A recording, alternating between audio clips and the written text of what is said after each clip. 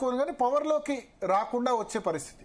ఇప్పుడు భారతీయ జనతా పార్టీకి 99లో వాజ్పేయి హయాంలో ఎన్ని సీట్లు వచ్చాయి? 180 హైయెస్ట్. 96లో 156, 98లో అదే 150, 160, 2004లో 130. అబ్సల్యూట్ మెజారిటీ 2014 వరకు కూడా రాలేదు. దానికి కారణం ఏంటంటే ముస్లిం ఒక ఓటు బ్యాంకు అయితే కాంగ్రెస్కో లేకపోతే రీజనల్ పార్టీస్కో ఓటు వేయడం అన్న స్టార్ట్ అయింది.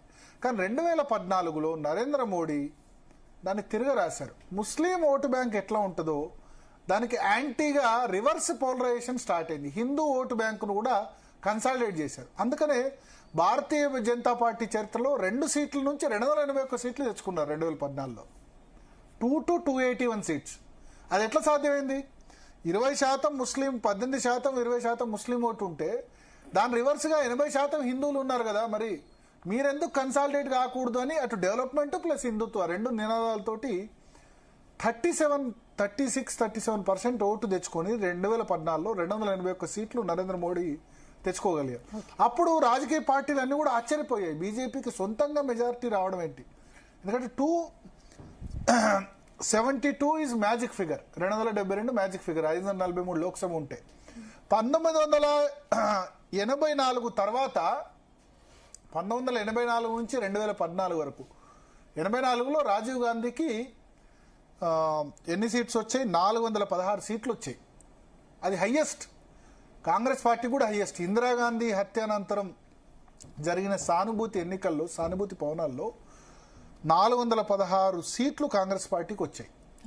ఆ తర్వాత 30 ఏళ్ల వరకు 1984 నుంచి 2014 వరకు 30 ఇయర్స్ వరకు ఒక్కటంటే ఒక్క పొలిటికల్ పార్టీ కూడా భారతదేశంలో సొంతంగా మెజార్టీ తెచ్చుకోలేదు. 1989లో రాజీవ్ గాంధీకి రాలేదు, ఇటు భారతీయ జనతా పార్టీకి 2 సీట్ల నుంచి 89 సీట్లు వచ్చాయి. దాంతో వీపీ సింగ్ ప్రైమ్ మినిస్టర్ అయ్యారు మధ్యలో, జనతా పార్టీ బీజేపీ అందరు కలిసి. తర్వాత చంద్రశేఖర్ అయినారు. 91లో కాంగ్రెస్ పార్టీకి ఫుల్ మెజార్టీ రాలేదు, నరసింహారావుకు 231 సీట్స్. మైనారిటీ సర్కార్, అది కూడా మైనారిటీ సర్కార్ అంటే జేఎంఎం, లెఫ్ట్ వాళ్ళందరూ సపోర్ట్ తీసుకొని పివి నరసింహారావు అప్పుడు ప్రధానమంత్రి అయ్యారు. 96లో అంతే, United front government, full majority ఎవరికి లేదు. 98లో వాజ్పేయి వచ్చారు, 13 నెలల పాటు పాలన చేశారు, కానీ ఫుల్ మెజార్టీ లేదు, 150-160 సీట్లే. 99లో మళ్ళీ వాజ్పేయి వచ్చారు, ప్రీపోల్ అలయన్స్, సొంతంగా బీజేపీకి వచ్చిన 186. 2004లో కాంగ్రెస్ పార్టీ 145 సీట్లే, బీజేపీకి 135. 2009లో కాంగ్రెస్కు 206. 30 సంవత్సరాల తర్వాత 2014లో సంకీర్ణ యుగం కాదని సొంతంగా 281 సీట్లు. 2019లో సొంతంగా 300 పైచిలకు సీట్లు, 281, 303 భారతీయ జనతా పార్టీ సొంతంగా. ఎట్లా సాధ్యమైంది అంటే ముస్లింకు మీరు ముస్లింలంతా ఒకవైపు ఓటేస్తే మేము హిందువులంతా కూడా ఒకవైపు ఓటేస్తామన్న రివర్స్ పోలరైజేషన్ టాక్టిక్తో అది సాధ్యమైంది.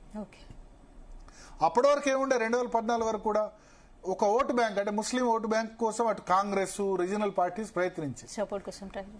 బట్ ఈ భారతీయ జనతా పార్టీ జరిగిన 2014-19 పరిణామాల తర్వాత అందరూ కూడా హిందువుల మీద నెగటివ్ స్టేట్మెంట్ ఇవ్వడం అన్నది మిగతా పార్టీలు ఏదో ఒక విధంగా, సరే ముస్లింలు అప్లీజ్మెంట్ చేసుకుంటే చేసుకోండి, హిందూ అప్లీజ్మెంట్ కూడా ఏదో విధంగా చేయాలి. రాహుల్ గాంధీ శివాలయాలకు వెళ్ళడం, అరవింద్ కేజ్రీవాల్ కరెన్సీ నోటు మీద మీరు గణేషుని బొమ్మ ముద్రిస్తామని చెప్పడం, హనుమాన్ పూజ చేయడం, ఇట్లా ఏ రాజకీయ పార్టీ అయినా, కేసీఆర్ యాదాద్రి టెంపుల్ నిర్మాణం చేయడం, యజ్ఞ యాగాలు చేయడం, ఇవన్నీ కూడా ఏంది ఒక ఇండైరెక్ట్ గా అప్పీల్.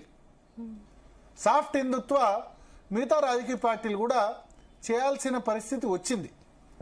దట్ ఈస్ బికాస్ ఏంటంటే హిందువులకు సంబంధించి కూడా ఒక ఓటు బ్యాంక్ ఉందని. ఇక్కడ మనం జూబ్లీ హిల్స్ బై ఎలక్షన్ సందర్భంగా మనం ఎందుకు